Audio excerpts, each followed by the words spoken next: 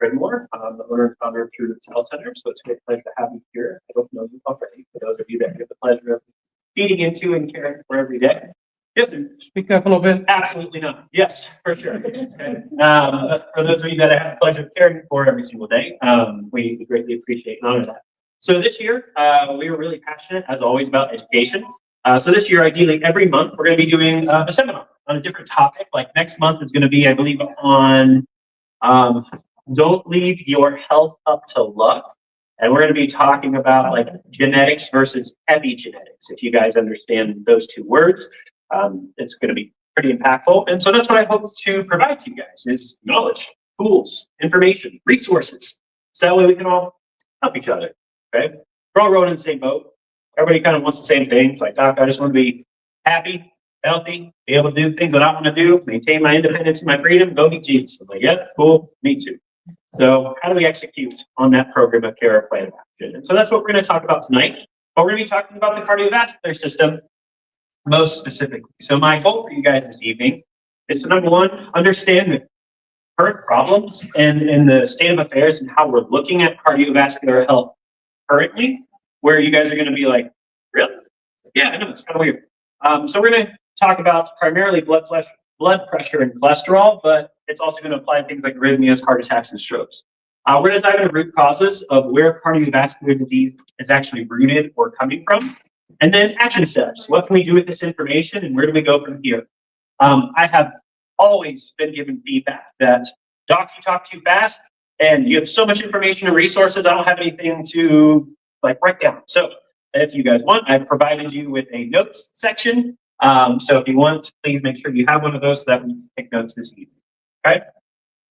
I always like to start off with kind of current state of affairs, but a lot of the information you'll be seeing this evening comes from a couple publications and resources.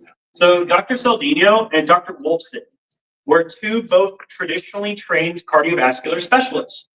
They got really, and they practiced in a very traditional manner, and they got really, really tired of medicating their patient base and populations in perpetuity as they progress towards disease.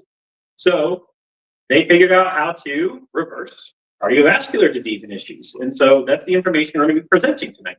Okay. So if you guys want to reference these resources, I personally am preferential to paleocardiologists over carnivore code. I think it's more applicable to longevity, whereas carnivore code is a really good course correction, but in my opinion, probably not sustainable for long-term well-being. So if you guys want to check out those resources, two really good books, again, from traditionally trained medical doctors that are kind of changing the face of cardiovascular disease.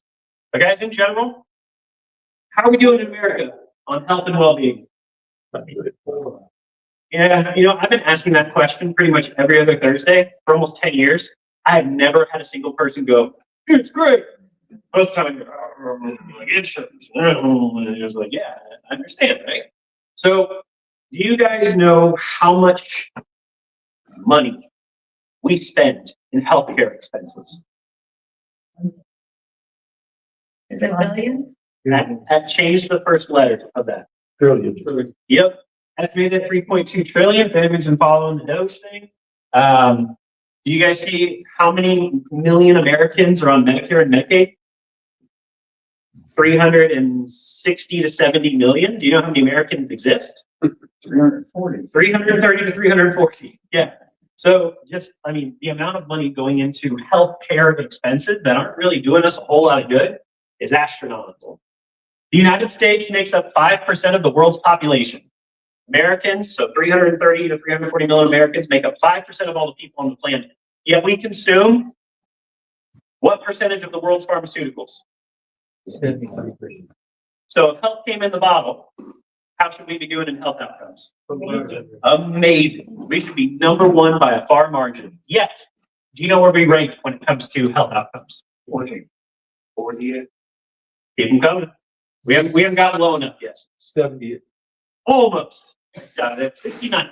And this was as of last year, the Good and Prosperity Health Index score, which compares industrialized nations. Okay. When I started this conversation 10 years ago, we were 38. Grumbles are appropriate and appreciated. Thank you. Yeah, the data is pretty sound, guys. We are the formula and the framework that we have in place to elicit health is not getting us the return on investment that we're all seeking. Is that fair to say? Okay. So my hope for you guys tonight is to understand something called pathogenesis, or the origin of disease. Where does disease come from, especially cardiovascular disease? What do you guys think? Do you think cardiovascular disease is because you have high blood pressure? Diet? I love those answers. Yeah, we're going to dive into that a lot, right? Because in America, we have these kind of backward thoughts of symptoms equate to disease. But symptoms are really more like the warning signs. They're the feedback mechanisms telling you, are you living your lifestyle and making the right choices? Because if we're not, then the body starts to have a hard time. Show of hands. Who here agrees that the body is a self-adapting and self-healing organism? Could be 100% of the group. Yep, because you are all living examples of this. On average, we all have roughly around 10,000 cancer cells in our body at any moment given in time. But the body is finding it, tagging it, recycling it, repairing it. So our body is really intelligent and does an amazing job for us. So for example, like we're going to dive into cholesterol. Does your body make cholesterol? Yes. So why do we think it's such an evil thing when it comes to cardiovascular disease? That's a common misconception, or at least a misunderstanding of what the mechanism and function of cholesterol is, where it comes from, and what it does for you. So we're going to talk about that this evening, okay? But pathogenesis, guys, where does disease come from? So the precursor to disease is inflammatory load. Now, acute inflammation is vitally necessary to heal. You have to induce an inflammatory response to signal something to your body to do something about it. So if I sprain my ankle, I want my ankle to swell up to immobilize the joint. Those inflammatory molecules would start to signal to my brain and my body, hey, go in and repair this tissue. You need to eat away the crack that got damaged, and then you need to, start the process of repair. However, what if our inflammatory cycles are chronic? What if they're not acute? What if they don't turn on? Then what happens? Then we're going to have a disease manifestation. And genetics can influence what diseases show up, but they're not the primary influence, okay? Genetic expression, your genome can change expression based upon the stress applied to the body. So you may be coded for certain gene or for certain diseases, but if you don't live the same lifestyle as your familial ancestors, then you won't express the same disease burden, or you'll express it in a smaller mechanism. Does that make sense to you guys? Cool. And so that's actually what next month's conversation is going to be on, is genetics versus epigenetics. But the precursor to inflammatory load is stressors. Okay? Stress is constantly applied to the body. If the body adapts to it, it'll regulate an acute inflammatory response. If the body doesn't adapt to it, chronic inflammatory load, disease. Does this make sense? Real world example. Oh, you guys might think this is interesting. Real world example. If I was smoking 3 packs a day, is that a good lifestyle choice? That's pretty unanimous, right? Smoke 3 packs a day. I choose to do that every day for 30 years. That consistent chemical stress and feedback mechanism is going to drive an inflammatory response. My body's going to adapt to the best of that bad situation for as long as it can until it doesn't anymore. And then if I do that for 30 years, what diseases do you guys think are going to show up? Yeah, probably. Let's take carrot cake, for example. Suffer for carrot cake. You guys start showing up with carrot cake, it's going to be a problem. So if I ate a whole carrot cake every day for 30 years,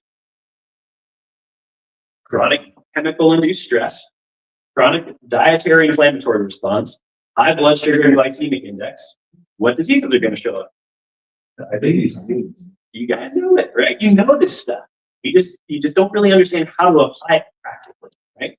So chronic stress, the body adapts to it beautifully. If not, chronic inflammatory load, and then eventually disease expression. So when we look at cardiovascular disease, what are the common symptoms that people manifest? What's like the 2 things that people talk about when they talk about cardiovascular disease? Blood pressure and high cholesterol. We're going to talk about this tonight because the data is a little bit different than what you've actually been told. Okay? And then we also have things like arrhythmias, palpitations, ischemic events, and strokes. Those are a little bit more significant. These are a little bit more in reference to what's called mechanics. So in America, we're super good at addressing symptoms, But let's take the tree, for example. If this tree had wilted leaves, would you go up and like pluck all the leaves off and blast the leaves with water, or what would you do? Water roots. Yeah, you look at the roots, you look at the soil structure, you look at what is around this tree that is feeding into it, not allowing it to express its innate intelligently design, which is to grow and manifest and chlorophyll and oxygen and carbon dioxide and all the cool things that trees do, right? But in America, we have kind of a backwards way of doing things. We, wait for symptoms to show up, and then we do all these sorts of things with, the leaves and spray paint them green to make it look pretty, but we're never getting to the root of the issue. And the root of the issue for cardiovascular disease comes down to, say it with me, good, macronutrients, micronutrients, oxygen deprivation, sedimentation, and neurons, right?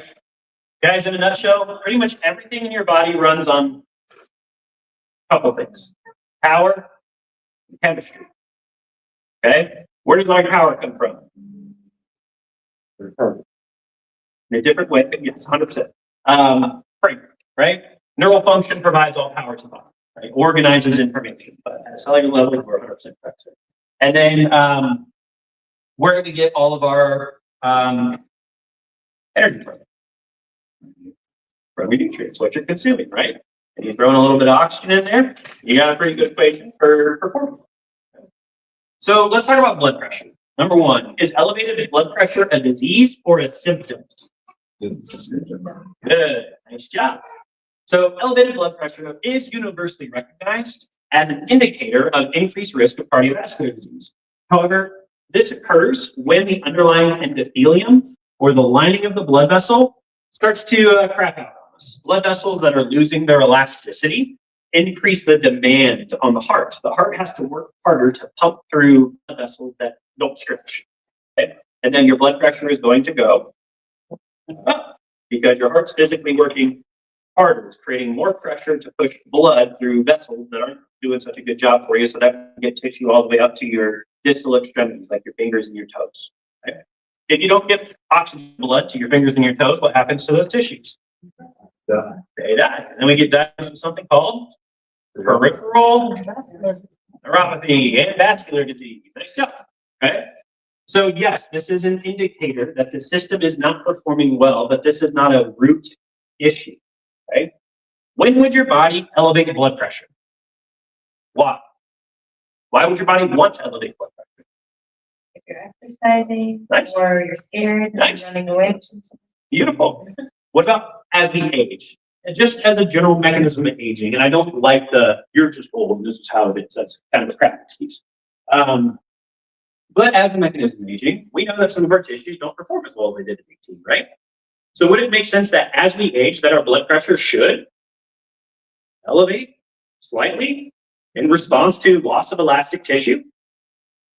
So why are we telling all of our 60, 70, and 80-year-olds they need a blood pressure of an 18-year-old? So I can pop it down.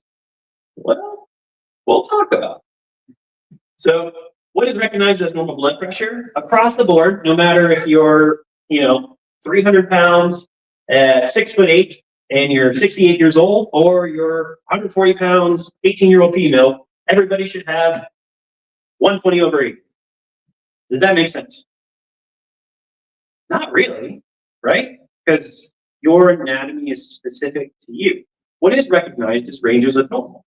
Now, in 2014, blood pressure guidelines actually changed, and pharmaceutical intervention is no longer recommended in individuals with a BP below systolic 150 over diastolic 90. So how many people do you think are being unnecessarily medicated to manage their blood pressure because they showed up at 130/85? Did you say 150/90? Depends on age. It's a sliding scale in reference to age. Okay? And you will see peer-reviewed studies published throughout this. So there should actually be a sliding scale recognized upon age for ideal blood pressures. So the crazy part is when we actually look at data, do drugs alter your blood pressure? Yeah, absolutely. But do taking these drugs actually increase your lifespan and reduce incidence of death? Does The CIS-Euro trial examined pharma versus placebo in patients with systolic blood pressure of 173. So that is above the range of accepted, right? Like if you're over 150, maybe there's something there that we should start to change, right? After several years, the drug group had a 94.9% survival rate, and the placebo group had a 94.1% survival rate. Well, let's take the drug so we get the side effects. Interesting that you say that. We'll talk about that next. Also, it's accepted that blood pressure drugs do not decrease the risk of heart attack, but can lower the risk or incidences of stroke. And on average, that is from 5.5% to. So is the juice worth the squeeze? Here's our most common culprits. Okay, there's typically two classifications of drugs in reference to blood pressure: ACE inhibitors and beta blockers. The HOPE trial looked at high-risk patients with diabetic or being diabetic or with vascular disease and placed these individuals on ACE inhibitors. And after 5 years, the risk of death decreased by. However, cancer increased by, and probability of falls increased by. And what happens if you're past the age of 65, you fall and fracture a femur? What happens? What's the probability of mortality within 3 years? Increase. 75 to 90%. Okay? So I'm not saying this is all wrong. Well, what if there's a different way to do it without, increasing side effects for 0.5 to 1.8% increases in survivability? Do you guys understand the concept that I'm trying to teach you right now? Yeah? Okay, cool. Aspirin. Yeah, this is such an interesting thing. Has trivial to no benefit and recently has been taken out of recommended guidelines for prevention of cardiovascular diseases, like recently, within the last year. People that take aspirin, out of the 100,000 people that take it, 15 die every year due to GI bleeds. These are what? GI bleeds, so intestinal bleeds. Okay? Taking aspirin reduces the risk of a cardiovascular event from 2% to 1.7-fold. In 2014, the FDA banned Bayer from claiming that aspirin has any impact on the prevention of stroke or other cardiovascular diseases, yet this is still in practice now. My dad goes to a cardiologist. Literally, he's like, dude, you should be taking aspirin. Why? Why? That doesn't make much sense, guys. Bonus points. So, one lucky winner, just kidding. What role did Bayer play in World War II? Let me know when Bayer was founded. We say Bayer in America, but in Germany they say Bayer. Good, nice. You know what role Bayer or Bayer played in World War II? Where the company was founded? What did they do? If you are interested in this, you should look to see what role they had in the Holocaust and human trials. Research. Yeah. Do you know what they manufactured and sold in 1910 as cough medicine? First company to do it. Heroin. And how many diseases have they cured over their storied 162-year career? 0. Aren't they being sued? Well, actually, they got absorbed by Monsanto, and yes, they are. Monsanto. Yep, and they'll pay out, $3.8 billion in fines, but they report a quarterly profit at 20 to 30% year. Food and warfarin, originally derived from seriously, and all of your medications are derived from petroleum, oil. Which oil and water do they mix? Nope. No antidote for an overutilization in case of emergency, i.e., if you get hurt, shot, stabbed, there is nothing they can do to counteract the medication to stop the bleeding. Okay? And causes significant bleeding disorders and hemorrhages. Cholesterol is the other big enemy of your cardiovascular system. Right? There's a massive war on cholesterol from the 1980s on. It's kind of out of place. So what is cholesterol? Anybody know what it is? God gave it to you. You're supposed to have it. It's literally in every single cell of your body. It's in every single animal cell and every animal in the entire world. Yes, it is a waxy, fat-based molecule combined with a protein, and it has things that it rides around on with it called HDLs and LDLs, high-density lipoproteins and low-density lipoproteins. We all know that LDLs are a common misconception. Because a new study was just published literally last year showing that if your LDLs are too low, you have a higher risk of death. So in commonplace America, we think HDL good, LDL bad. That is not the case. You need LDLs. LDLs play vital mechanisms and roles in your body. For example, let's see, I'm going to be off base here. But cholesterol, sorry, let me go back here. Largest percentage of cholesterol is made in the liver. Okay, so this is important. We'll get back to HDLs and LDLs. So guys, what else is your liver responsible for? Where's the majority of sugar stored in the body? In your liver. Yeah, so if we have high sugar diets, what does that do to the liver? Does it make it work better or worse? Worse. And then that messes with our cholesterol production. And then if we don't have cholesterol floating around, guess what our body can't do? It can't exchange or donate things like vitamin D, vitamin K, vitamin A, vitamin E into the cell to make the cell work. Cholesterol is also the precursor to the formulation of almost every single hormone in your body. So if you do not have cholesterol, guess what your body cannot make very well? Hormones. What have we seen a massive rise in the last 30 years in running parallel to the use of cholesterol medications? Hormone replacement therapies. That's our program. Maybe there's this association. Or maybe it's all associated back to just really crappy liver function because of really high sugar, right?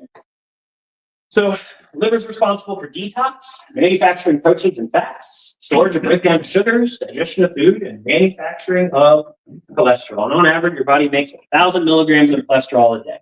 We all agreed earlier that your body is an intelligent, self-adapting, self-healing organism. So do you think your body would produce 1,000 milligrams of something that's going to kill you? Right? Not in the right environment. Right? So again, cholesterol is really essential to every cell in the body. It's really important to the integrity of the cell membrane. The Murphy study was a landmark study dating back in the 1970s. It was a population-based study assessing over 350,000 people. That's a large study, right? Over the course of 6 years, it demonstrated that all causes of mortality were pretty much the exact same if your cholesterol was in range of 150 to 250. However, what does your average blood chem analysis tell you that your cholesterol needs to be under? 180. So I've seen some at 150, 130 recommended. However, if your cholesterol drops below that margin, guess what happens? Increased risk of not stroke, death across everything that causes death in a human. Right? So if you're between the ranges of 150 and 250, there was really no significant increase in risk of death from stroke, or cardiovascular event. HDLs versus LDLs. Again, old mantra is LDLs are bad, HDLs are good. However, low-density lipoproteins have very important functions in the body. They're important for your immune system in fighting off bacterial infections. LDLs actually help repair small breaks in your cardiovascular system, like in your blood vessels. They actually go in there and help heal the cardiovascular system. However, when we talk about HDLs and LDLs, there are specific subcategories of LDLs, and this is a really important takeaway for you guys. I really hope this is impactful to you because this was one of the biggest things that I took away when I was reading these different books and different studies. There is so your primary blood chem, your basic blood chemistry, doesn't assess this. You have to ask for an advanced lipid profile analysis. So if you, and because I do not know these things off the top of my head, I am going to point to this. If your LDL has a protein structure called ApoE, variants 2 and 4, and this can be tested for, then you are at a much higher risk of having a cardiovascular disease or event. But there are other variants of LDLs that you need to be healthy.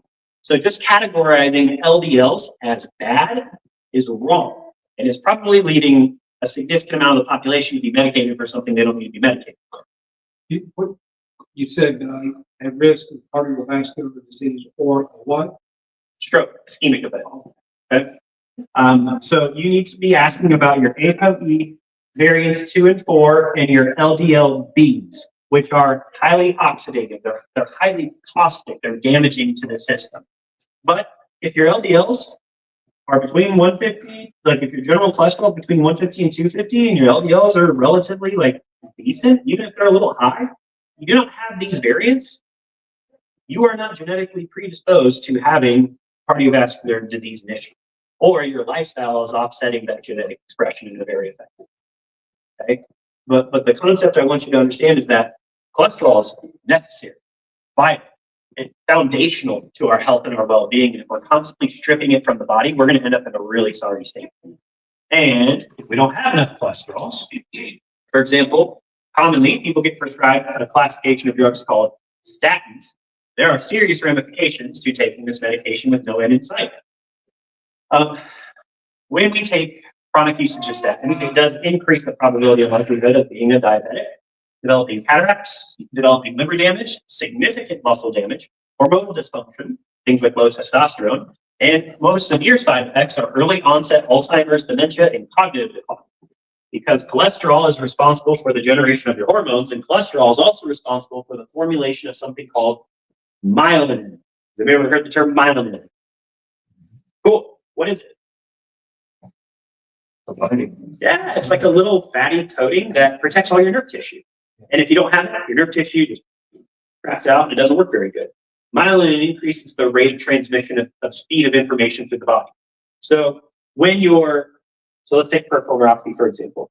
When our distal tissues, our hands and our fingers, aren't getting as much blood and oxygen anymore, how long can your tissues go without receiving oxygen before they start to die? 4 to 6 minutes. Okay? So, have you ever tried to hold your breath for like more than 30 seconds? Do you feel that feeling like, or maybe grew up with like me and older brother who was like, oh, no, the full little bit. Yeah. Okay. But that feeling of being starved and robbed of oxygen. If we're not getting enough oxygen or perfusion to those tissues, the myelin sheath is no longer getting fed. And so the myelin sheath will start to decay, and then the nerve ending's exposed, and the nerve ending dies, or is in the progression of time. That is a reversible condition. We do that in this office. But in summary, we have to have cholesterol in order to form myelin, which is why if you take cholesterol out of the system and lower it too low, you get an increased risk of Alzheimer's dementia because your neural tissue is literally decaying. Okay? That started really coming into play when they started out stats, because that wasn't a big issue. Correct. Yes. If you look at correlative studies of when this medication was introduced into the population and when these diseases started to take off, it's interesting when you put it on a graph. You look at a lot of different ones, that's one of them. Yep, 100%. Liver and kidney function should be monitored every 3 months per the recommendation of Dr. Wolfson if you are on these medications. In order, because again, they just put a heavy demand on those organs. Landmark study for this was AFCAPS and TexCAPS, study published in 1998 with 6,000 participants over a 5-year period of time. Cardiac events in the drug group compared to placebo was 4.9% versus 6.4%. So if they did get put on the medication, they had what was that? Yeah, not a significant, statistically significant increase in longevity. The rate of death was the exact same in both groups, yet the statin groups had much higher incidences of cancer and interesting, right? So again, where is these disease processes coming from? Our blood pressure and cholesterol the enemy? No, they're biomarkers, they're symptoms, there's ways for us to understand, like, yeah, maybe the body's struggling a little bit, but there's more to the story than what we've been educated so far. And I hope this is a blessing to you and you can start to ask better questions and advocate for yourself when you're seeing these blood chemicals. And ask for an advanced lipid profile analysis so that way you can see what things are going on. You know what's kind of crazy though? Most likely with these advanced testings, do you think your insurance covers it? No. Is insurance there to make you healthy? It's there to help you when you're done. Right? Just like car insurance, just like homeowners insurance. Can't go to my homeowners insurance and be like, I need to pay the code on my house. It's like, falling down? Yeah, okay, we'll do something about it. Same thing with your body. Okay? So rather than focusing on symptomatology, we're going to start to look at root causes. Where's the stuff coming from? And ultimately, it's coming from what we talked about earlier, pathogenesis, lifestyle, stressors, adaptation, How's your body handling what's happening to it every single day? And there's ways to evaluate and measure this. So in order to lead our cardiovascular system towards a better state of health, we have to be healthy where? Everywhere. Mentally, emotionally, spiritually, physically, chemically, right? Everything works together. We're all rowing in the same boat, and everything affects it. Can't have a heart work without a brain, can't have a brain work without a heart. Does that make sense? Cool.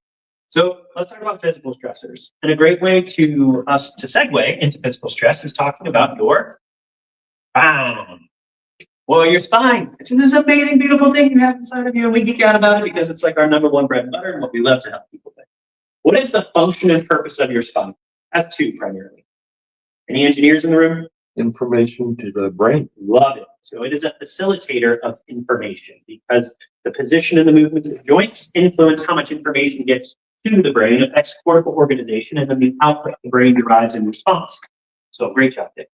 However, the spine is also a mechanical structure, correct? It is the primary weight-bearing, load-bearing mechanism of the body. So if it is not in the position it's designed to be in, it's like your car's out of alignment, your socks are going bad. It's going to take a lot of wear and tear and damage, hit potholes going down I-40. Okay.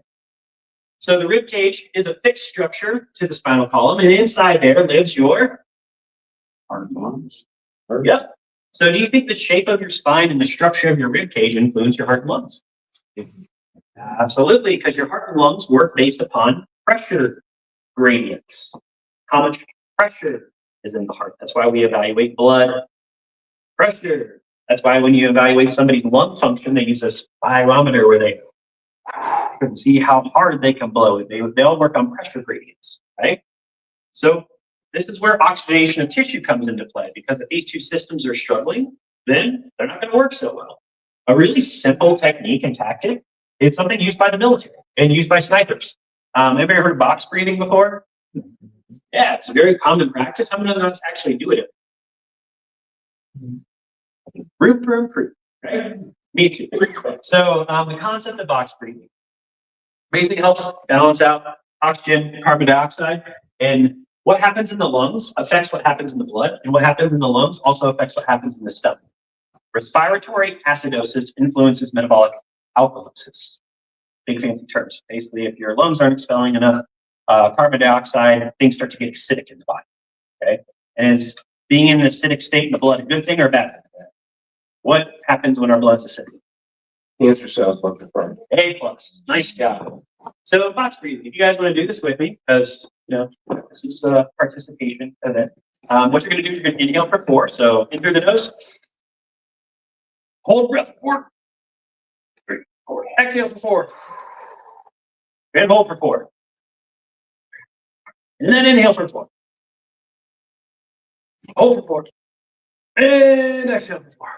And repeat the cycle. If you do this repetitively, like every day, especially in stress-induced events, your body will regulate your stress response much more effectively. Also, your help offset oxygenation, carbon dioxide, restore pH. Okay? So when specifically should we be under stress? All day, every day. All day, every day. A lot of times it's really helpful in the morning first thing. First thing in the morning, get blood flow moving, expand the rib cage.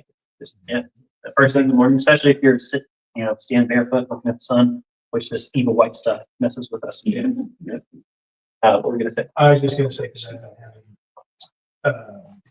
not really problems, but like when I'm exercising, I get out of it sooner than Exertion is that's exactly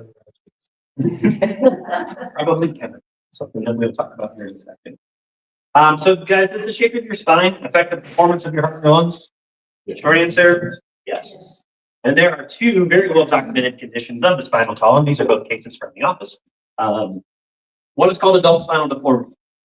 If you look at the SF36, which is a wellness-based scoring system, and it's used to evaluate basically how influential is chronic disease across all diseases, adult spinal deformity is more detrimental to your long-term quality of life than every other chronic disease assessed.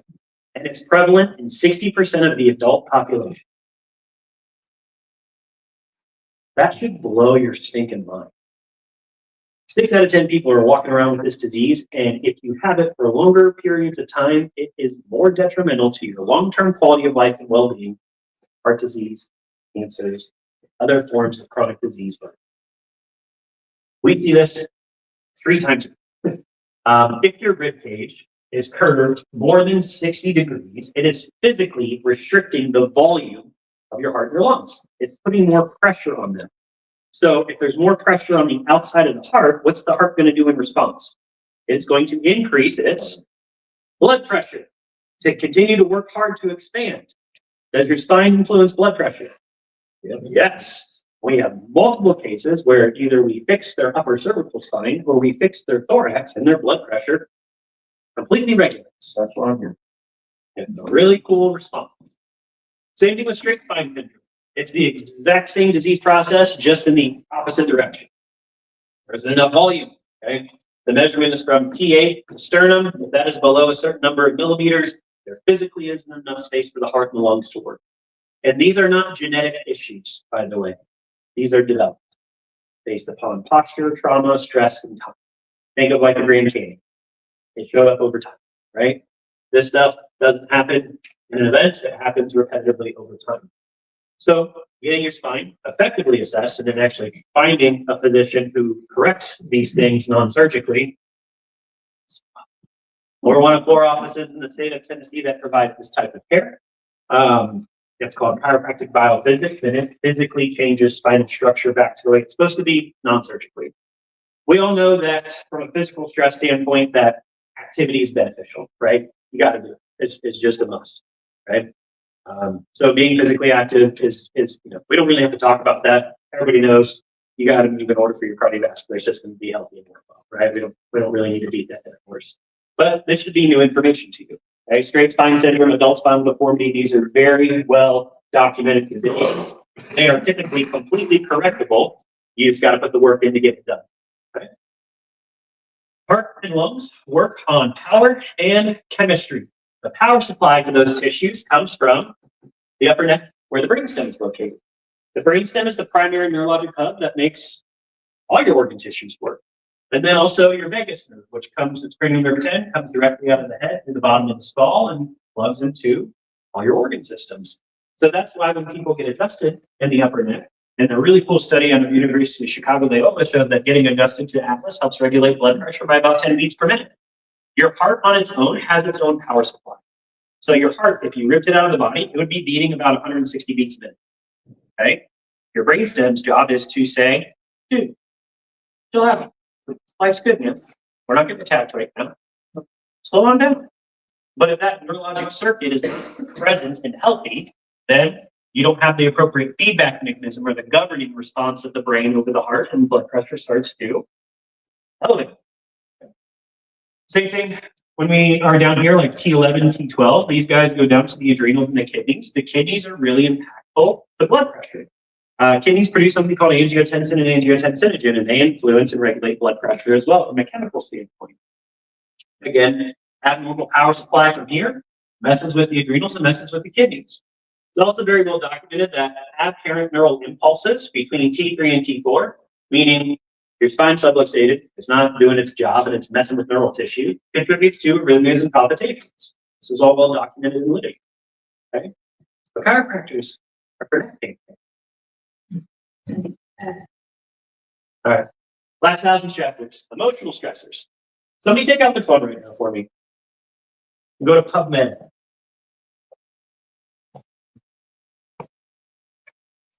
What? Say that again. Arrhythmias. T3, T4 typically. T1, T4. PubMed. Who's got PubMed pulled up? Cool. Type in, please, anger plus cardiovascular. And tell me how many findings come up. Should be around 6, 7.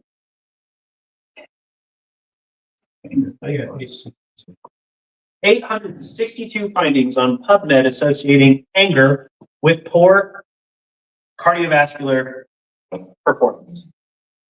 You are what you think. Yeah? Then you think yourself into a state of high blood pressure. Yes. Absolutely. Taxes are coming in. Right? Yeah, you can think yourself into states of disease, right? Same thing with anxiety, guys. Unfortunately, 1 in 8 children in the United States at this time have a diagnosable anxiety disorder, which should blow you away. That's excessive.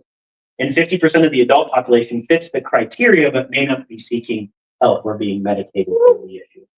Right? Same thing with depression and isolation. If your loved one or partner in crime passes away, the probability that you will have an ischemic event within the first 30 days of their passing is what percent? Somewhere between 40 and 50%. You physically, literally have a broken spirit. Our mental and emotional states dramatically influence our health and our well-being.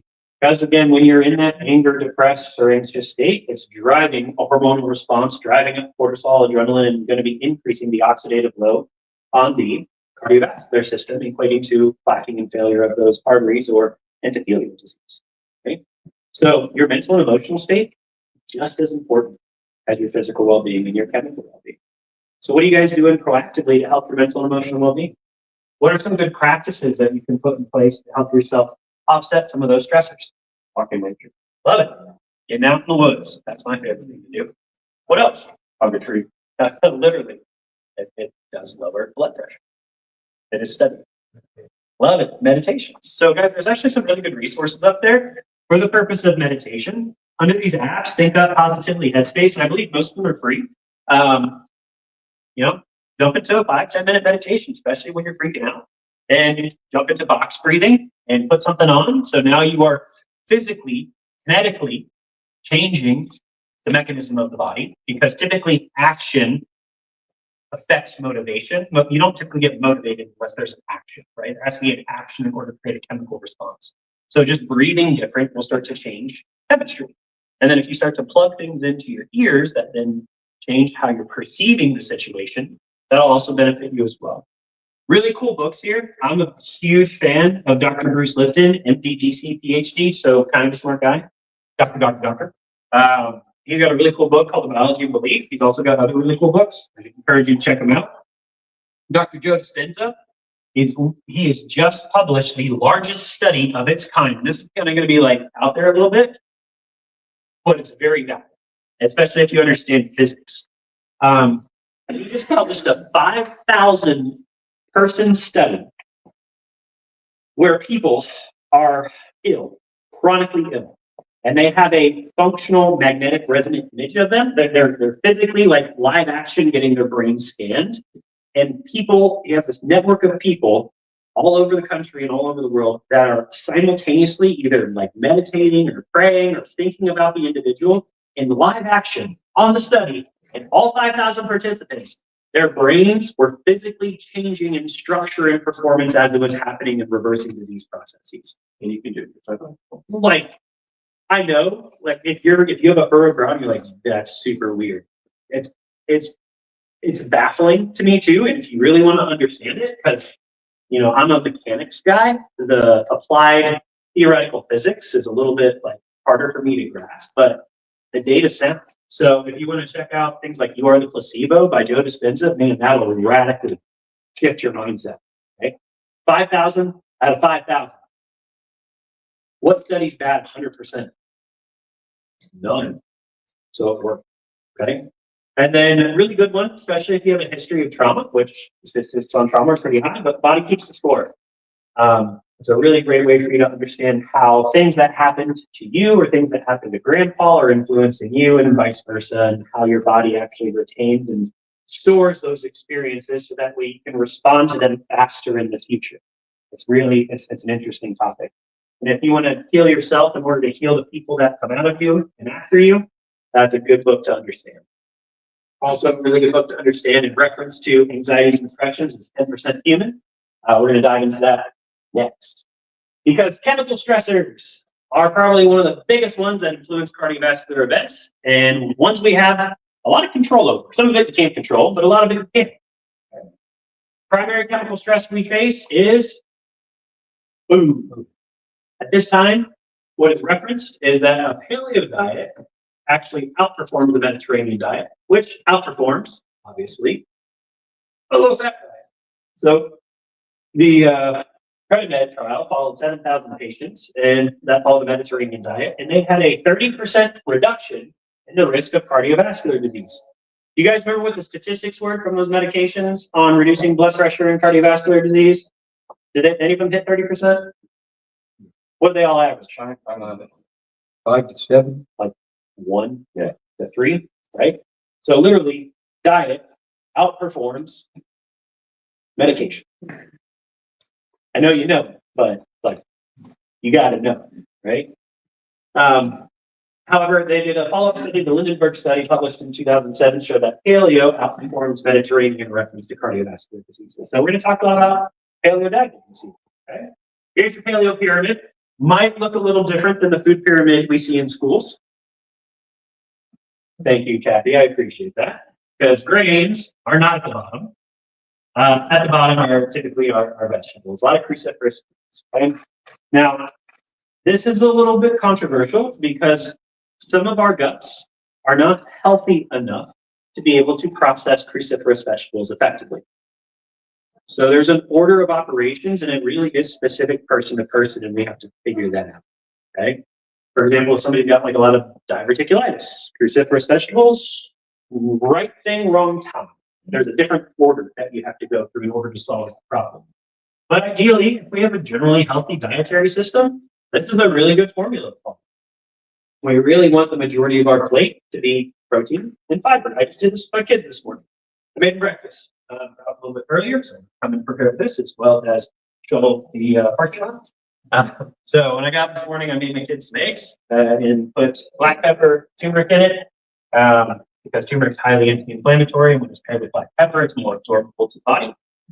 And then I got some spinach salad out and made some avocado oil with fresh squeezed lemon and pressed garlic and mix that up. And then I sliced a couple of apples and put that together because the apples and the citrus played off each other really well and it tasted kind of good. Because getting your kids to eat vegetables is like painstaking sometimes. And then they had a couple pieces of bacon, like little quarter pieces of bacon. So that was their breakfast today. That's like how they eat. All the time. Not trying to like brag, but it's like it's very doable to get your kids to eat a certain thing. Just don't provide them crap. It's not an option. Okay, there's like cereal just doesn't exist in our house. When we go on back to Ohio for that Christmas, and they're like, oh, Grandma's got cereal. Can we have cereal? It's like ice cream. Cereal, no way. And then their tummy hurt, and then their skin breaks out, and they act all crazy, and they sleep bad. Yeah, it's super fun. But so is holidays and kids, right? So veggies. Ideally, we want to get some good fiber in us. Okay. Oh, sorry. The reason why I brought my kids up. The order in which we eat food has a specific impact on the body. So if I presented that dietary profile to them, and they ate their apples first, and they didn't eat their fiber with it, what happens to their blood sugar? It'd go up. But since we paired the apples with a fiber, an oil, fat, and a lemon, which helps with liver function, that increased their enzymatic production activity in their saliva and in their liver. So their body was already primed to want to consume more food and make it more bioavailable to their bloodstream. And then after that, we followed up with protein. And then if there is a carbohydrate or something a little bit more starchy, that's the last thing we eat. Okay, so trying to teach my kids that if we eat food in a specific order, it can be better for you. If you want to dive into that, the terminology is called chrononutrition. There's cool books on this. Okay. So ideally, we want to start with veggies. Fiber is essential, great substance or substrate for bacterium to grow on, and fostering a healthy gut microbiome is essential. You guys know what a microbiome is? Let me see the nose. Say it once and be proud. Never. Cool. Your microbiome is the makeup of the bacteria that live on an animal. And that's where that book, 10% Human, comes from. Because if you took me and threw me into a wood chipper and caught all of it, looked at it under a microscope, 9/10 of what you would see, 90% of the material would be not my human DNA. It would be bacteria, it would be viruses, it'd be all these amazing little microorganisms that live on and in me. The microbiome is responsible for 3 primary things: psycho, neuro, immune modulation. Your microbiome, the bacteria that live on it and you, are primarily responsible for your mental well-being, the performance of your brain, and how well your immune system performs and adapts to the environment and the world around you. Kind of cool, right? But we don't know about the microbiome. It's kind of new. It's been talked about and studied now for 20, 30 years in the clinical setting. Books are written on this now. It's starting to get very well established. Serotonin, guys. As previously we talked about mental health. Serotonin is a neurotransmitter and a hormone. And it makes us feel happy. Where's 90% of it made? In the gut and small intestines by the bacteria that live there, and it's upregulated to the brain via the vagus nerve. So old school literature would say that you have a chemical imbalance in your brain and we need to medicate your mental health disorder. That's not necessarily factually accurate, especially if you look at mental health literature. There was a 1960s tuberculosis study where all of this started from. That, if you want to dive into that, we do an advanced workshop on mental health and research. However, if you mess up the vagus nerve or you cause dysbiosis, crappy bacterial populations, guess what happens in animal studies? They go stinking nuts. They have a really hard time with self-regulation and they're super depressed and anxious and they act out and they have really abnormal behaviors. So the microbiome, your understanding, is increasingly more and more important for our mental and emotional regulation. Okay? Where do you get your microbiome from? Where do you get your first bacterial exposure? Yo, mom. That's correct. Come through the vaginal canal. Okay? We know that children are not born vaginally, but cesarean have a significant increase in incidences of childhood diseases, developmental disorders, because they don't get a microbiome. And this is only true if the mom has a healthy microbiome. Right?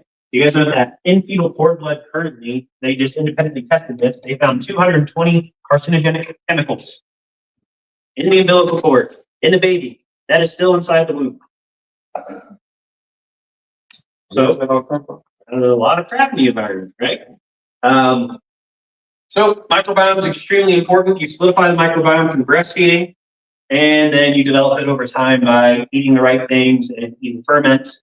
So ideally recommended under the veggie profile, things like spinach, dandelion. Dandelion is extremely cleansing to the liver. Chard, collard, sorrel, cucumber, parsley, extremely beneficial to the tubules of the kidneys. So if anybody has any sort of kidney dysfunction, like your GFR rates aren't what you want them to be, eat more parsley. Cilantro, beets. Beets are extremely high in something called nitric oxide. Nitric oxide, Nobel Prize winning study published on this in the late 1980s, early 1990s by 3 medical doctors, showing that if you increase your levels of nitric oxide, you can reverse arterio and atherosclerosis. Pretty cool, right?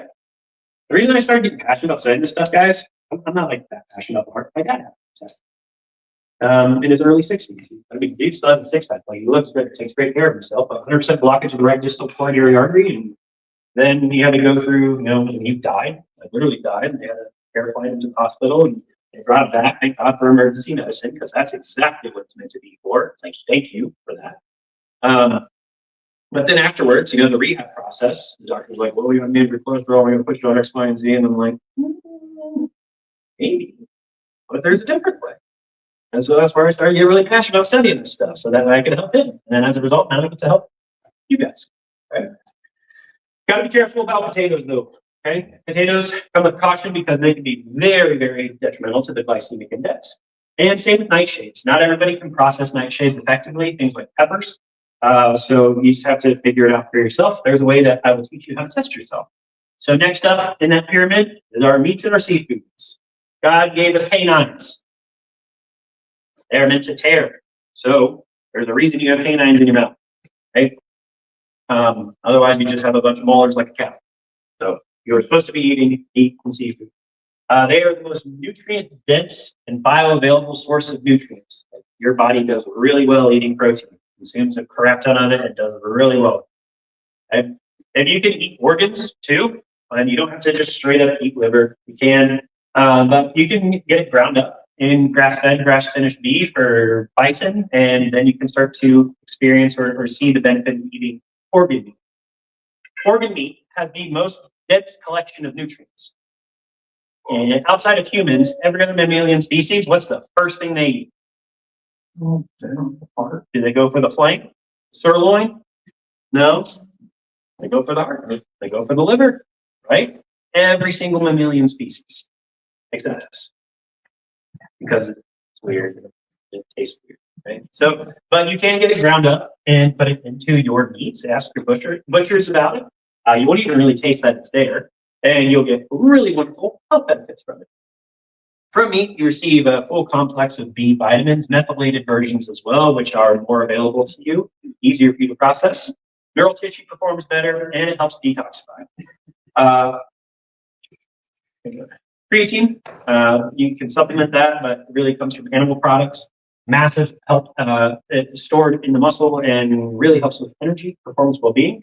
Meat contains also really vital fats like EPA and DHA, and help produce things like glutathione and other positive benefits. Okay? But caution, you are what you eat. You are what you eat. So how many of our agricultural practices feed our animals a species appropriate diet? You know that the majority of cows are finished with leftover expired Skittles and Starburst? I'm being serious with you. Like, I'm telling you the truth right now. Why are they feeding them candy? Why would they do that? Because what yields profit? Volume, weight. So the fatter we can make them, the more profit we get. And so usually cows are literally fed expired candy because it's filled with high fructose corn syrup, which makes us all really, really healthy. Nope, makes us super duper sick. Okay? So you are what you eat. Same thing with antibiotics, synthetic hormones, genetically modified foods. You know, we're trying to make our crops more resistant to the environment. However, you are made up of the same things that our environment is made up of. So if those things are resistant, they're resistant to also who? You. Yeah, which is why some people can't really process eggs very well. Depends on what the egg is, right? What did the chicken get fed? They get fed grubs and whatever else the chickens eat naturally. No, they got fed a bunch of crap that made them really fast. They're fat and got them to market really fast, and then makes us super sick. So best sources of protein, you got beef, but it's got to be grass fed, grass finished. And yes, dude, feeding. I have 4 kids, so our grocery bills like just a kick in the pants. Like it's so bad. It's not fun grocery shopping for my family, but we choose to pay that. Now we can either pay the farmer for what we are consuming, or we will pay big pharma eventually. Right? It's just an exchange. We're just shuttling it in a different manner. You know, like organic from them. You get a Amish also. Grass fed, grass finished, to try for all that good stuff. Because even if it says grass fed, it doesn't mean they were fed grass the entirety of their lifetime. If it doesn't say grass finished, then whatever they ate in the last 6 months of their life, you're eating. You're eating. Skittles. And it's Skittles and high fructose corn syrup. Yep. So it's gotta be careful what you eat. Okay? But bison, man, such a good meat. Wild game, go deer hunting, chicken, turkey, lamb, elk. Really, really, really good sources of protein. Caution, reduce consumption of processed meats, ideally to 1 time a week. There is some mixed literature on nitrates and nitrites.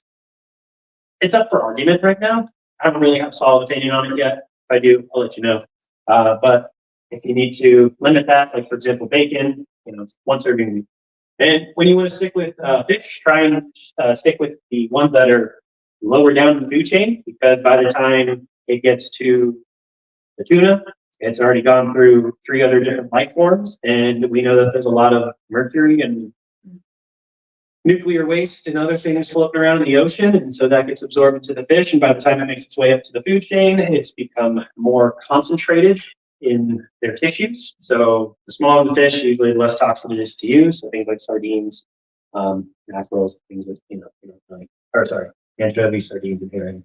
The ones that are the stinkier and oilier, but very good for you. And individuals that do consume fish 2 times a week had a 30% reduction in coronary artery disease. So if we just pair the last 2 statistics, a 30% reduction from eating a paleo diet and a 36% reduction in eating fish, we have now subsequently reduced the risk of cardiovascular disease by plus 60%. Sir. So did you say that tuna is worse than mackerel and sardines? Yeah, especially since it comes in an aluminum can. Right. Well, Yeah. the sardines, where would you get good sardines? I don't really have a good answer for that. Right now, I'm picking one from Costco.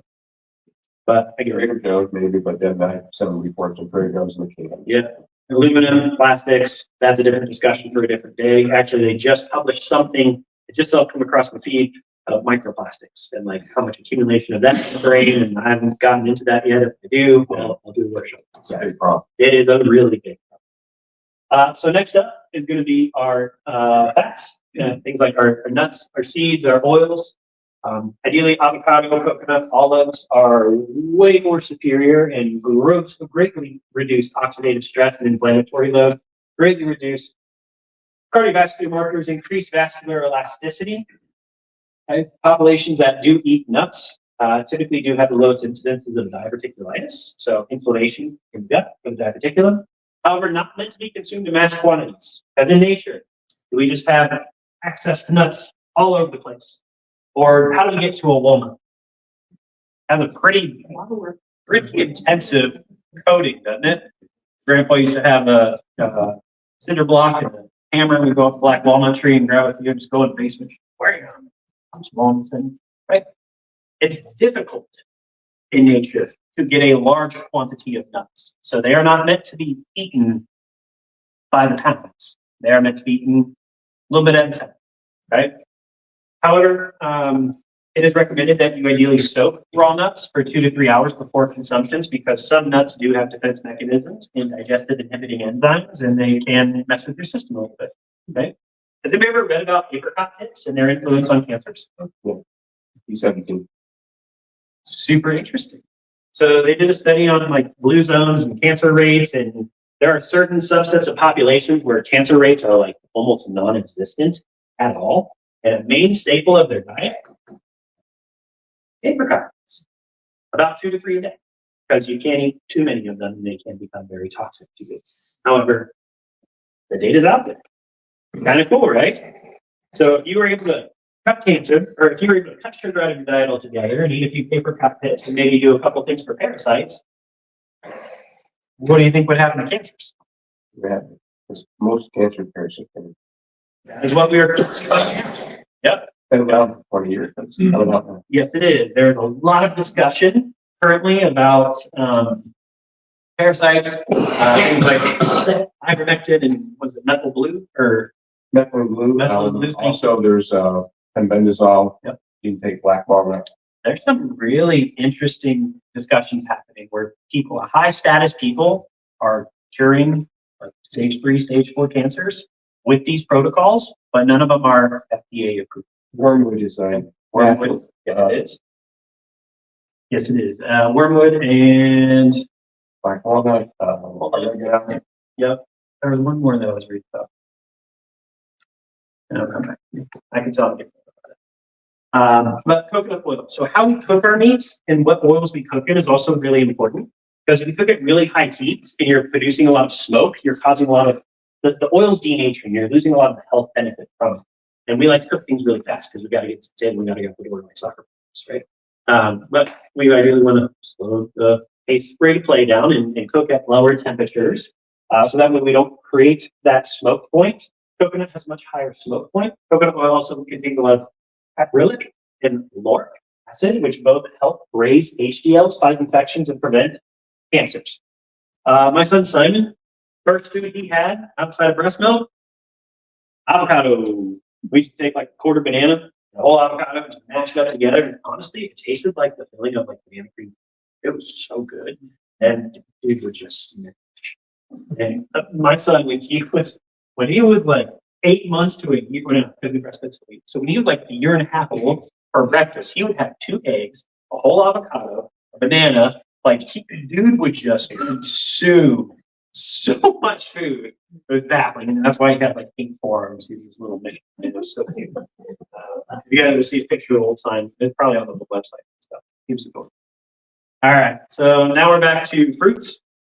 Ideally, we want to stick with what's in season. You know, it's kind of atypical that us in America have access to things like mangoes and other good fruits that are stinking delicious, and they have health benefits for you. But fruit can be overconsumed, and it will cause a pretty significant spike in the glycemic index. It's lower than a lot of the processed stuff, but it still messes with us. Okay. Meant to be consumed in the least quantities, so maybe 1 serving a day. If you do consume a lot of dried fruit, you are getting much like a 3 times increase in concentration of fructose, which is a specific sugar. So dried fruits are more concentrated in its sugar mechanism than fresh fruit. Ideally, we want to get a lot of ferments into our system. If you just ate a spoonful of sauerkraut a day, you could pretty much get rid of the need of needing to take like a probiotic. Way cheaper. Public enemy number 1 right now, as we currently understand it, is sugar. We're all addicted to it because it is a highly addictive chemical substance. Lights up the brain in the same areas as cocaine and other narcotics. Sugar oxidizes, meaning at a molecular level, it makes things unstable and causes things to break down. Okay. Sugar spikes the glycemic index, meaning it's creating a massive demand for insulin, and insulin produced in high quantities is a caustic hormone. It damages the system. It's expensive and it hurts you. Okay. This mismanagement of sugars is the precursor to most of our chronic diseases at this current time, as we currently understand. High sugar consumption is associated with an increase of death of 250%. So what if we just took sugar out of the diet? What would happen to cardiovascular disease? Increase less cancer. A lot of them would just go away. So we wouldn't have the need for blood pressure and cholesterol medications. Okay. This one just kind of blew me away. Raisin Bran, which claims to be, and same thing with Cheerios, claims to be heart healthy and helps lower cholesterol, has 20 grams of sugar per serving. A serving is a third of a cup. Who eats a third of a cup of cereal? Half a box, maybe. Okay. All right. So that's the lie that's on all of these packaged foods is the size of the serve. Yep. That's a lie. Or what people don't pay attention to. Right.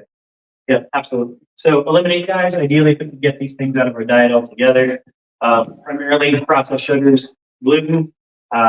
Gluten's a really nasty protein found in most grains, destroys the microbiome, gut lining, contributes to leaky gut syndrome, and it's estimated that 50 to 70% of the population is intolerant to it. You might eat it, but your body doesn't like it. Okay? And there's a way that you can start to test yourself for this stuff. Great things to read. The No Grain Diet by Dr. Mercola. That was so cool. He built this massive database of holistic health information, and it all got taken away during a specific point in time in our history a few years ago. Peter McCullough. Yeah, Mercola. Yeah. Grain Brain, really good book. Going Against the Grain. Melissa Smith. Again, there's lots of resources you guys can check out to help start changing your mindset and changing the knowledge. Okay. Casein is a milk protein, which is extremely problematic and binds to opioid receptors in the brain. It's highly inflammatory. Your body loses the ability to effectively process dairy after the age of 2. We are the only mammalian species in existence that continues to consume dairy after the age of infancy. If you want to dive into this, it's a super interesting read. If you want to dive into the history of the marketing of milk and being good for your bones, actually it does the exact opposite. Milk pulls calcium out of the bone and contributes to osteoporosis. Yes, I understand that. Look, it was totally a marketing thing and nothing to do with science. Please check it. What about raw milk? Interesting. I don't know. That's where the carnivore is really heavy on raw. I don't know. And I'm probably a biased character because my body is extremely sensitive to dairy. I'm not allergic to it. I tested it. I've done the testing. I'm not allergic, but I am sensitive to dairy. My system doesn't act right. My skin gets grumpy. I get grumpy. Inflammation. I don't know where I stand on that. If you lean more towards the carnivore and Dr. Saldino's work, and your body can do well with it, maybe. Again, that's where things are specific to the individual. Okay. Good question. I don't have a solid answer for you on that one. I think it's probably person to person. Okay. And then other examples of chemical stressors, and this is so grossly dysregulated. Medications, food additives like MSG and soy extract, heavy metals, air pollution, cloud seeding, smoking, candles, air freshener, body detergents, shampoos, makeup, cleaners, and the list goes on and on. Again, you can't control all these things, but I would highly encourage you, before you start buying these guys, to check out these various apps that you can use. Like Think Dirty, Do Good, Detox Me, Clearia. You can scan these barcodes in store and it will give you an assessment of the product and tell you that one causes cancer, this one jacks up your hormones, this one's going to give you ovarian cancer, and it will blow you away. My wife used to run a non-toxic living page, and she published something. I'm on point with all my statistics except this one, so forgive me. But she posted something about like the average shampoo has 11 hormone disrupting chemicals on it. Just stuff you pull off the shelf and you're like, I want to wash my hands. That's jacking up our system. She got really passionate about studying this, and so did I when we started popping up babies. She's like, well, if I spray this perfume on me, it's going to get my kid cancer. And some pretty kind of. So guys, this is a way that you can start to test yourself for food sensitivities. It's called Coca Pulse testing. It is somewhat crude, but it gives you a blueprint, a framework to follow. Okay? You guys can check this out online if you want. We can provide this for you here if you would like. But it's a way that you can test yourself for food sensitivities. Basically, what you're going to do is you're going to take, so let's say dairy for me. I'm going to take dairy, and I'm going to put a little bit of it in my mouth. And then I'm going to, well, first, before I do that, I'm going to put the pulse ox on, and I'm going to look at the metronome, the intervals at which my heart's beating. I'm going to count those for 60 seconds, right? Then let's say I wanted to see if my body can handle dairy effectively. I would put some dairy in my mouth. I would not swallow it. Switch it around and I watch my pulse rate or the metronome of my pulse for 60 seconds. If it spikes more than 10 points, guess what? I didn't want. Okay? And your sensitivities can change based upon the integrity of your microbiome and the health of your gut. So these are things that you should really like retest every 90-ish days because your gut lining turns over. Gets replaced roughly in 90-ish days. Do you swallow? You don't swallow it. Yeah, just get rid of it. Yep, because there's receptors in your teeth and enzymes in your saliva that upregulate information to your brain. That's how we can tell if we're getting poisoned, right? That's how that works. There's receptors in your tongue, receptors in your teeth that are interacting with your food, giving your brain information before you choose to swallow food. So that way your body knows, I want to reject this or I can consume it, right? And so that's a very crude way that you can test yourself for these issues. So how do we support our system, guys? These are top supplemental recommendations. If you want to support cardiovascular, greens, powder, and multivitamins. I am running a little low on my water intake. I'm dehydrated right now, so that's why I'm getting here with my body some water. But greens, powder, multivitamins, because again, if we just look at general agricultural practices, how much of is an organic apple today the nutritional equivalent of an organic apple 30 years ago? No. Why? Been modified. There's pesticides. Yeah. Where does it get its nutrients from? Soil. What's happened to our soil? Yep. Like, for example, tilling. The more you disturb the soil, most bacteria are, oh man, I'm going to screw this up, anaerobic in the soil. When they get too much exposure to air, they die.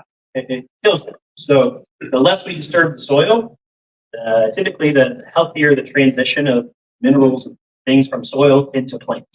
So with just modern agricultural practices of us planting the same crop in the same field on rotation every 2-3 years, has really just taken a lot of stuff out of the soil and what we need.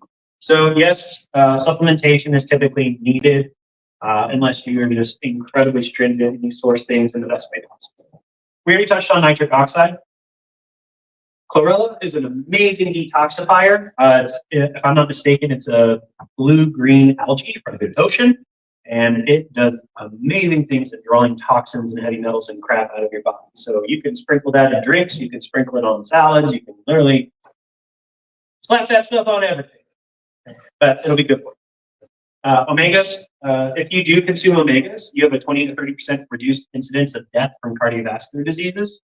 Again, grossly outperforming our medications. CoQ10 is necessary for muscle contraction. Statins, if you do take statins, rob the body because all medications are excitatory or inhibitory, and they typically need, think of it like a lock and a key. They need a key to unlock the mechanism of the medication. And so statins need CoQ10 to make them work. Right? So if you're taking statins over a long period of time, you're depleting the supply of CoQ10 in the body, especially if you're not replacing it with good lifestyle and dietary factors, which is why so many people, most common side effect, commonly report that they get lower leg cramping. Yep, because of muscle damage. What about niacin and Reggie's rice? There you go. You got it, sir. Niacin, very beneficial. NAC and acetylcysteine. Yep. Really, they actually tried to take that completely out of the marketplace like 2 years ago. If you guys, We bought a lot of it. yeah, Google that. You'll be like, what? So vitamin D and K, very, very necessary. We need it from the sun, we need it from the liver. It's important in every cellular process. Digestive enzymes. As we age, our digestive system becomes less acidic, typically, right? Because we don't consume a lot of bitters, a lot of greens. So why do you need your digestive system, your stomach, to produce a lot of hydrochloric acid? What's the function? What does it do? Yeah, the digestive system has to break down so we can absorb and excrete. Right? If our stomach isn't acidic enough, and this is a really interesting common misconception because people suffer from acid reflux. Is acid reflux the result of too much acid or not enough? You guys are intelligent. Not enough acid. There's a really cool book called Why Stomach Acid's Good. So if your stomach isn't acidic enough, then a feedback mechanism will not occur to the brain, and then the sphincter from the esophagus and the stomach will not close. And then you'll get acid shooting into your esophagus. You actually need your stomach to be more acidic in order to solve that symptom. I heard that it should be equal to like battery acid. Yeah, because the more acidic, the easier it is for your body to break down these nutrients and don't even to the small intestines where they get absorbed and then disseminated to the bloodstream. Then your cardiovascular system pumps them everywhere else. That's why they say when you eat meat, you have a made with it too, like, because that helps to break it down. I've never heard of that. I appreciate that. Berberry, really cool herb, if I'm not mistaken. Improved liver control, diabetic prevention, weight loss, improved memory, and cardiac function. But where can you get things that you can trust? I'm happy that. Hawthorne super fiesta, right? Especially, please do not buy any supplements from places like Walmart, CVS, Walgreens, Kroger, Publix. Anything you see on them, just don't do it. Hawthorne will improve your LDLs, the panel of those. Lowers triglycerides, improves bile function, vasodilator, improves ejection fraction of the heart, and reduce mortality via cardiac events by 20%. If you get like the statistics, guys, it's kind of blowing. Red rice yeast has a very similar natural chemical compound structure as a statin medication, but it does not come with really crappy side effects. Red rice yeast, effectively, and organic red rice yeast is actually easy to find. You can actually get on Amazon. Lowers LDLs by up to 30%. So when my dad had his heart attack, I was like, Dad, here's nitric oxide powder, here's branched chain amino acids, here is red rice yeast, here's the data, do something. And so I was like, take this to your, and I like printed all of the studies. I said, take this to your cardiologist. And he's like, well, the cardiologist still wants me to take medications, but he said the research he presented is great research and he takes all those things too.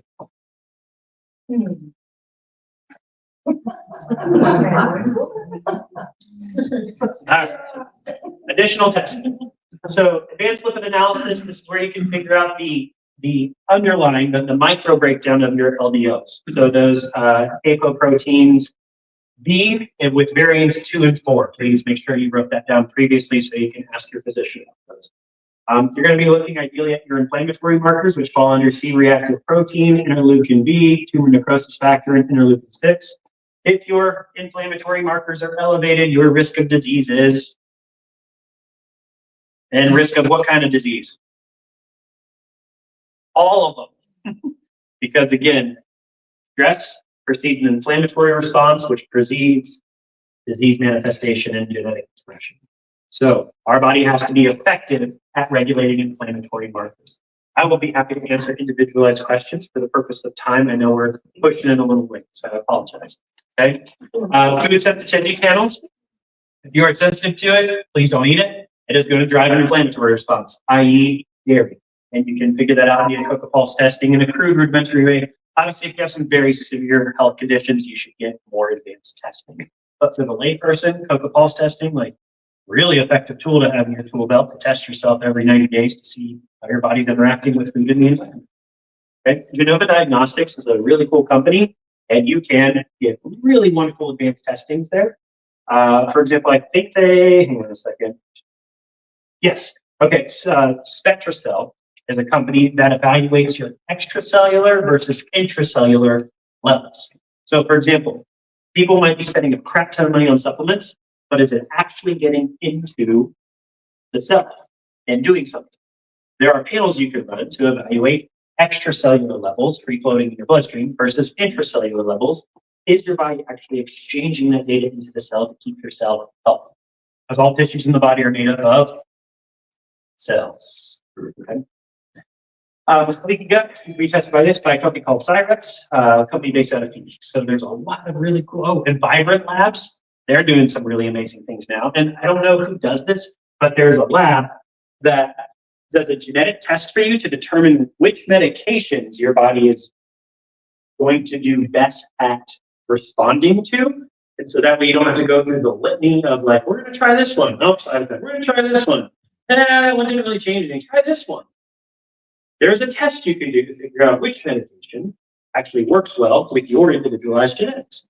But the really cool part about that is there's also a test that can figure out what dietary profile you respond best to. And then you can take that genetic testing and provide it to the secondary company, and they will specifically formulate supplementation to you. I know. So one of my buddies in Michigan just tell me about that. So I don't have data on that yet, but when I get it, I'll let you know. I actually want to provide it here. Yeah, are these like intracellular testing, is that reasonable? Let's say $300. Oh, Gary Brecka does a really cool one, I think, and he can provide a lot of good data. And I think his costs like 500 something. So, I mean, if you do it once or twice a year, get that data, make lifestyle changes, run it, retest it, and you live that way, the probability of you having increased other medical expenses, it's an exchange, right? And you know, guys, we all know the answer to this. Whose responsibility is your health? Right? Is the government going to do it? Insurance company going to do it? Say it loud. No, my insurance company's not going to do it for me. Insurance companies are for-profit companies. They pay for everything, and they're just trying to stay afloat right now, right? So if they're paying for all these really amazing health things, the system's backwards, right? If our insurance companies pay for a gym membership and lifetime chiropractic care and supplementation, or if you got a tax discount for buying organic food, what would our country look like? Right? It'd be the complete inverse of what it is currently. Agreed? Cool. All right, guys. Well, I hope this provided you with wonderful new information. Ultimately, this is supposed to be helpful and uplifting. So I hope you acquired some wonderful new information. No pressure on this. This is just an offer to you guys. Okay if I offer you guys something kind of cool? Cool. All right. So in the office now, we're starting to run more functional med-based care. Not for everybody, right? But usually on like a conversational basis, especially when we sit down for your progressive reported findings, we're like, hey, we fixed 90% of what you came in the door for. Everything in the body runs on power and chemistry for the most part, and we're solving the power problem by fixing your spinal structure to improve neurologic performance. Where's the next best return on investment for your long-term health and well-being? The health of your gut and what you do with it. Okay? So we have full programs now that run 90 days, 6 months, whether you need a reset or whether you need a full overhaul to your system because we got some serious diseases cooking under the surface. and they're extremely costly. I've actually priced out, so like that greens powder, I priced out each individual supplement that's included in there, as well as in the protocol of care that we can offer people now. And if you were to buy each individual supplement, it would range between $5,000 to $10,000. That supplementation gets expensive. So there's a really amazing formulator, PhD down in Florida, that provides these protocols that we are leveraging and utilizing now. They've been really effective. We've had a patient who had severe hormonal dysregulation, was having a really hard time regulating cycles. So she went on a 90-day protocol, dropped about 35 pounds, and cycles returned and regulated as normal. We have people on the peripheral neuropathy protocols running these neuropathy gut protocols, and they're dropping. The most extreme example was like 130 pounds over a year. Some individuals have reversed their type 2 diabetic diagnosis. Just like doing really cool things. After being in practice for 10 years and running the models of care that we had run in the past, there were limitations to heal. And it bothered me. I was like, okay, I'm adjusting this person 7 ways to Sunday, but they're still sick. Why? It's not their primary inflammatory driver. Where's their primary inflammatory driver? And that's the question that we ask ourselves as your physicians when we meet with all of you. And we may be kind of gently pushing you in a direction or another and trying to help you by giving you resources, because maybe your primary subluxation, your primary inflammatory driver is above your ears. Maybe it's in your brain. I had an individual who wanted one of these protocols, and I told her no. And the reason why I told her no is because it would have been the 5th time that I have known her that she jumped into a new dietary protocol. I was like, it's not the dietary protocols, man. It's what's going on up here. You can have access to this when you read these briefs. Change your mindset, and then you will start to succeed. Okay? So we have to figure out what your primary inflammatory driver is. But for some of you, it's heavily chemical. So if you want the opportunity to jump into one of these protocols today, as a blessing to you for being here today, if you want, we're reducing the expense to you by a little over 20%, so 22% savings. So that's what they are, if you're interested in that. If anybody has one of those sheets that I handed out or printed out for everybody, if you want to fill one of those sheets out and say you're interested or not interested, or like, no big deal, guys. I just want to provide you with tools and resources, because I know you asked, where do we get these products? And do I buy them by myself? And that's a lot of information on nutrition. What kind of dietary profile? Well, we do all that for you if you like. Okay. So again, thank you for your time and attention this evening. This is part 1 of the Be Hard to Kill seminar series, and we look forward to having you back next month. Next month, we're going to be talking about, thank you, I appreciate that. We're going to be talking about the HPA axis, hypothalamus pituitary adrenals, basically how your body works through a stress response and how that impacts genetic expression. So if that's something of interest to you, so we'll be talking about next month. Don't leave your health up to luck. Understand that process, and then you can really solve a lot of chronic disease. Cool. Have a lovely evening. What's this time? Yeah, I didn't do that this time. Yeah, please. Christine's back there. She's probably. Yeah, thank you, Christine.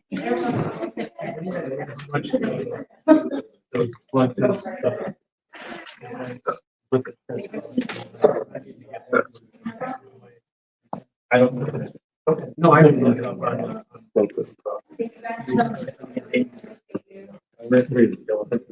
Okay.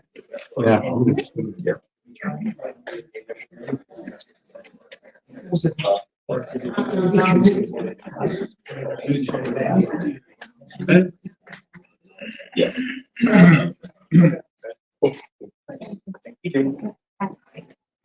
What's happening, bro?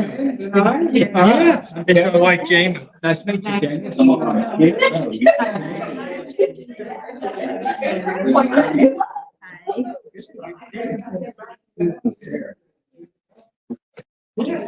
So I was probably out of frame.